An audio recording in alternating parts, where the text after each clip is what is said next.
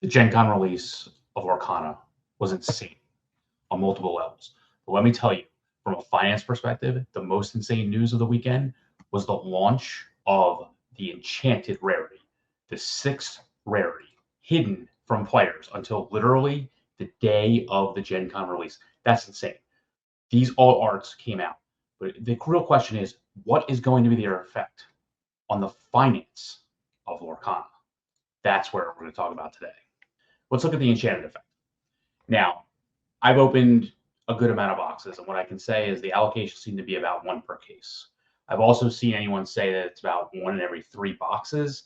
I just assume it's somewhere between 3 boxes in a case. It just depends on where on the rare sheet. I mean, on the sheet that you're hitting it as part of the packaging.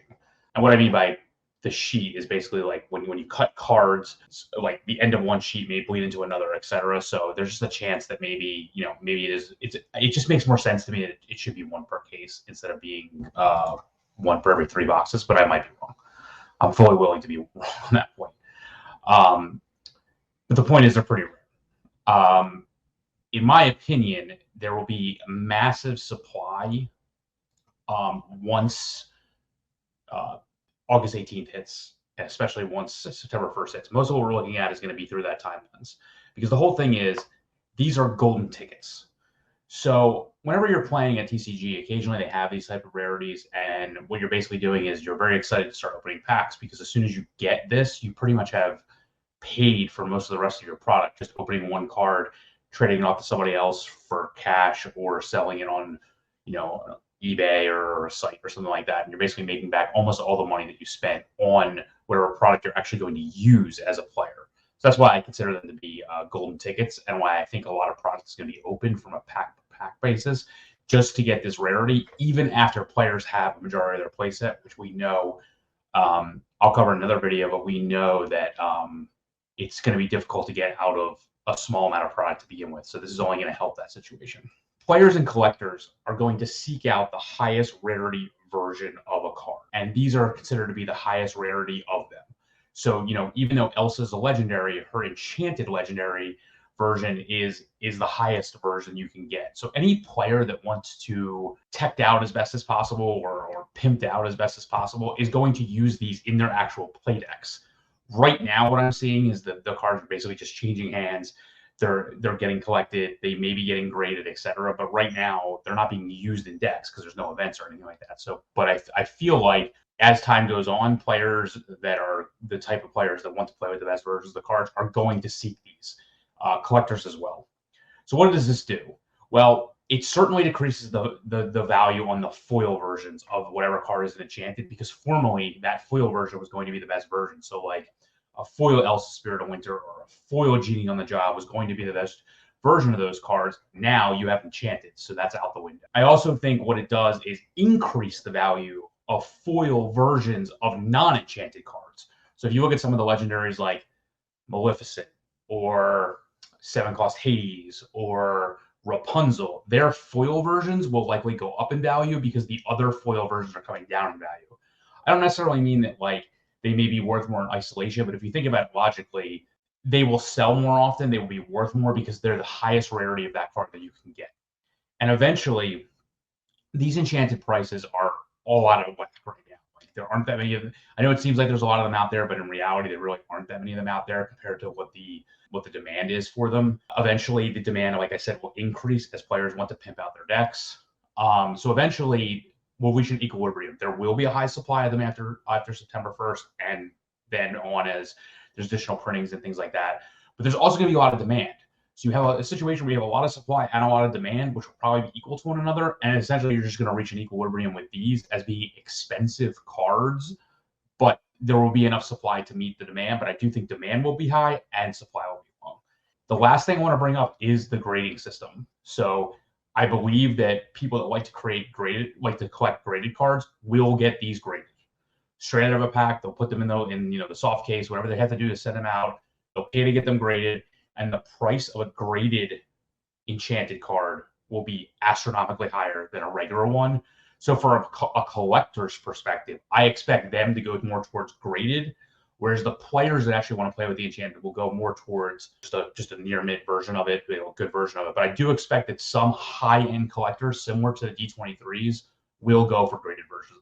So this is what I put together as a timeline. Ignore the numbers on the left; they're not actual prices. I kind of just put them out there. They are somewhat prices that I've seen, so I will put that out there. In the very beginning, on the first day that Enchanted came out, you were looking at over $1,000 for them. They immediately dropped way down as Gen Con went on. More of them were opened, etc. We started to see that there was approximately one per case, one per 3 boxes, whatever you want to call it. And more specifically, as I've talked about in other podcasts and in videos, players were simply able to get more product than we thought they were able to. So the price rapidly dropped. To be honest with you, a lot of this has to do with the fact that a lot of people that went to Gen Con are basically trying to use Lorcana, whether they are a Lorcana player or not, trying to get the money back from their trip. Like, honestly, I've said this before, TCG players have a grinder mentality. They're trying to make back whatever they spent very easily, and opening a multi-$100 card is a very easy way to do that. So the prices have come down as there's a race to the bottom, but not like no one's selling them for like $50 or anything like that. There is kind of a race to the bottom. Also, keep in mind, you cannot list them on TCG Player. There aren't really all that many on eBay, even though it seems like there might be. There really aren't that many of each individual one. So prices have come down. We're about right here. So we're right. I'm recording this on August 11th, which is a week before release. I feel like prices have kind of stabilized where they are right now. I do feel like over the next week, they may take a slight rise because anyone that opened product from Gen Con has already made their money back probably, or is in the process of making them back. Literally, we have to look at this thing on a day-by-day basis. That's why I made this chart literally on a day-by-day basis, because up until September 1st, prices are going to change rapidly. So up until August 18th, in my opinion, they may actually go up next week. This is literally a day-by-day thing. Then on August 18th at the LGS release, assuming that you're in an area, I don't even care that you're in an area that gets a lot of product. I still think the price is going to go down because, again, more product is going to be opened. And again, people are like, oh, I got this golden ticket. I paid for my entire whatever I have right now, collection, whatever you want to call it. I paid for all of it by opening one card. I'm just going to sell this right away. Unfortunately, I mean, I can't tell anybody what to do with their cards. That's basically what's going to happen. The online market is going to become flooded with them again. Then that's probably going to last for about a week. Then a week after that, you're going to have another increase again as supply totally dwindles. People might say, okay, it's finally time for me to buy. You might have a slight bump. This is basically what happened with the promo Mickeys, although there won't be any more of them coming into the market. But this is exactly what happened there. They went down, crashed. People trying to make their money back. Now they're back up, for example. So there is precedent for this happening. So the slight uptick is the post LGS release, but pre-mass market release. Then you have September 1st hits. And that's where I have it as a straight line, because basically what's happening is, if you look right here, this is basically September 1st. So the price goes down again. Let's just call it equilibrium. Again, I'm not saying this is definitely going to be the price, but I just put it at $200 for each one of them. Again, I'm not talking about each one individually, just an overall average. This is September 1st. And basically what you'll see from then on at is essentially equilibrium. If there is a secondary print run, which I believe there will be sometime in September, again, supply will increase. Again, they might go down in value again. This is all race to the bottom type. It will depend on how many sellers there are on TCG Player, how many sellers there are on eBay, etc. But I do believe there will be a massive amount of demand. And in the beginning, probably until they actually start announcing any type of event, and that could be third party or primary events, I don't think that players will want to pimp out their decks as much, because there just won't be any incentive for them to do that. So that's really where that comes into play. Again, that's a huge factor. Like, the only reason most players are going to want to use these is that pimping at your deck factor. And so we need organized play to actually assist in where these prices lined up.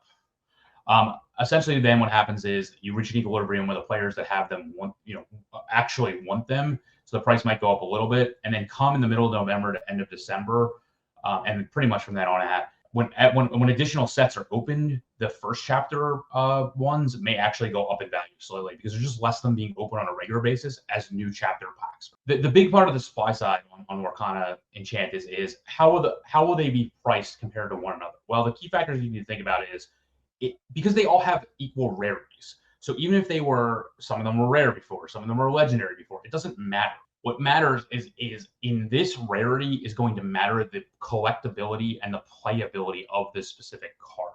Even though it might start as a legendary, it doesn't matter, because in the end, they all have the same rarity as being enchanted. So, for example, like, Genie on the Job is a super rare, Tinkerbell is a super rare, but if they're more playable than, Stitch Surfer, that's a legendary, they may be worth more because, again, all these enchantments have the same rarity. But I do believe in the end, the most will be Elsa, Belle, Tinkerbell, and Stitch.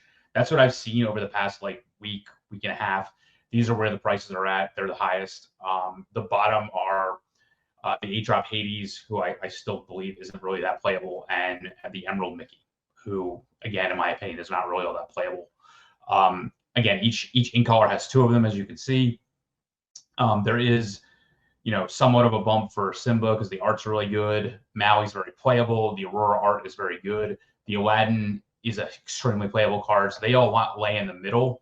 But what I've seen is you have a high tier with Elsa, Belle, Tinkerbell, and Stitch, and a really low tier with Hades and that Emerald. If you're a player, if you're a player or a collector, when should you actually buy these? I mean, should you buy them at all? That's really your call. I'm going from the point of view of someone that I like pimping out my decks. Like, I always try to have certain versions. So when should you buy them? Well, if you're a whale and you actually want to foil out your deck, you want to play all these enchantments, etc., I would wait until after September 1st. I mean, that's when the prices are going to be the lowest. There's going to be the most of them out there. I can't say.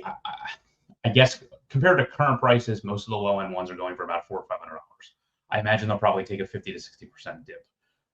If you wait till September 1st, you might get lucky and even get them after August 18th at a lower point. That's fine. Again, most sellers, most on the street sellers, not dealer sellers, are going to be like, yeah, what do I care? Give me back the money. Like, my box cost me, let's just say $150 MSRP, close to that, 145. As long as I make that money back on my card, I'm fine. Like, so you're going to be able to get them at low prices, maybe even on August 8th. If you're selling them, I mean, I would sell them as soon as possible. And I check out the timeline where there might be bumps. If you miss the initial rush because you weren't at Gen Con, I would sell them as close to August 18th as possible, if not list them on that actual day. Because I think they'll only go down a little bit as people try to race to the bottom. And then you really only, I'm looking at this obviously on a day-by-day basis, but not everybody's going to. So, like, you really only have 2 weeks before September 1st hits. So I don't think you should be playing the market for 2 weeks. It's just a really dangerous proposition. You have to basically be updating auctions or sales every single day. So I would just try to get rid of them if you don't want them as close to August 18th as possible, and then go from there. And if you're a collector, I would wait until September 1st, especially because there will be more of them that are graded, and I assume that's what you're going to be looking for. So go from there. So what type of player do you plan to be? Are you a collector? Are you a player? Like, do you plan to use these to pimp out your deck? I'll tell you, for me, I plan to use them when the price goes down a little bit to pimp out my deck. I already have some versions of ones that I have listed in my various selling locations.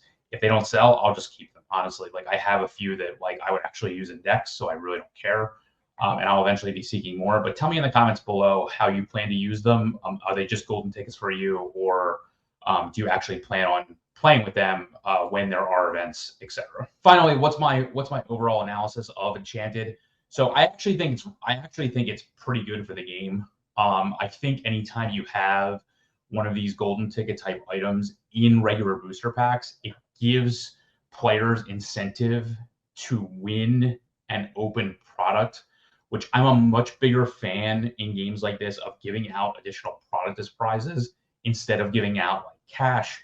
I mean, I'm fine with store credit and things like that, but I think, like, if you were to say to someone, like, just throwing this out there, for example, say somebody said, we're gonna have a tournament for a case. So a case is 4 boxes, and that's like $600 MSRP. Like, so if you advertise case tournament, or you advertised first prize $600, like, to me, I don't know, the case just feels cooler. And especially with the fact that you have all this product that you can open, and you might be positive, etc. We're definitely going to see box openings from us that are going to analyze the value of how much that box is. So I just think it's more fun to actually win product than it is to win just straight cash a lot of the time. I mean, eventually, who knows? But right now, I think it's just fun. So that's where I'm coming with it. So overall, I like the Enchanted Rarity. I do think it adds a whole layer to a lot of this. I think it does take some of the value away from foil legendaries when their version's enchanted. I plan to do another video that's looking at the ratios and how they affect things. But what I can tell you is if Enchanteds are about 1 in every 3 to 4 boxes, foil legendaries are about 1 in every 2 boxes. But of course, there's more of that. Well, now there's about the same amount of them, but like you may not get the ones you want. So like and when there's not that crossover, then you're left in a situation where you're like, okay, I got this for a legendary, but there's also an enchant. So it's like, did I really, it's not as good as other options. If you enjoy this type of content with the way that we look at Lorcana from a finance perspective, make sure you subscribe. There'll be many more videos coming out in the next 2 weeks that really look at this issue. And then when the prices do reach and go past September 1st, there'll be even more videos from there. So look forward to talking to you soon. Have a good night.